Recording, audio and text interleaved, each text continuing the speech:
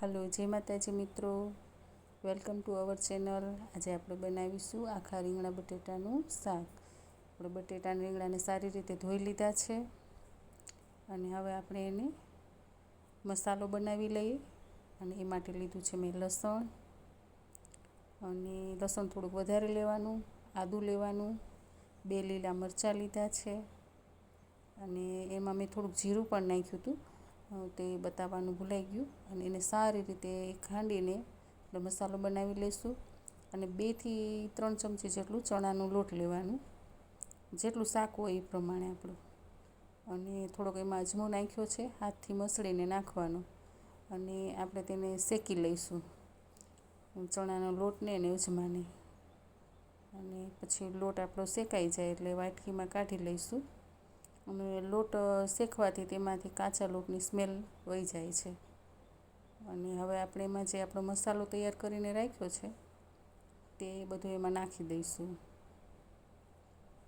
આદુ, મરચાં અને લસણની પેસ્ટ બનાવી છે તે એમાં નાખી દઈશું. અને પછી તેમાં આપણે નાખીશું લાલ મરચું, અથવા જે ચટણી કહેતા હોય તો ચટણી, અને અડધી ચમચી હળદર, અને મીઠું સ્વાદ પ્રમાણે, અને થોડીક ખાંડ. અને તેમાં હવે આપણે નાખીશું થોડુંક તેલ, 1 ચમચી અથવા અડધો પાવડા જેટલું. અને પછી તેને સારી રીતે મિક્સ કરી લઈશું. થોડીક કોથમીર પણ નાખી છે. અને હાથેથી ફાવે તો હાથેથી, ને ચમચીથી ફાવે તો હાથેથી કરો તો વધારે સરસ મિક્સ થઈ જાય બધું. અને હવે આપણો મસાલો સરસ તૈયાર થઈ ગયો છે.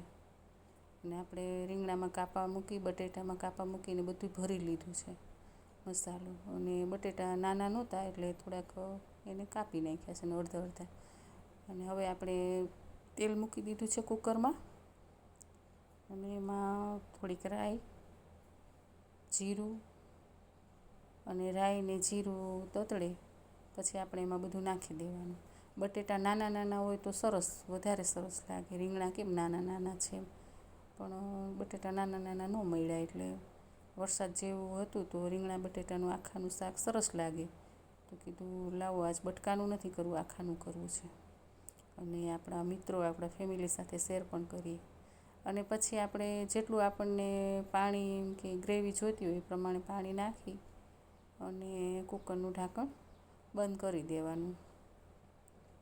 અને પછી એને 3 થી 4 સીટી આવે ત્યાં સુધી રાખવાનું. પછી ખોલીને જોઈ લેવાનું.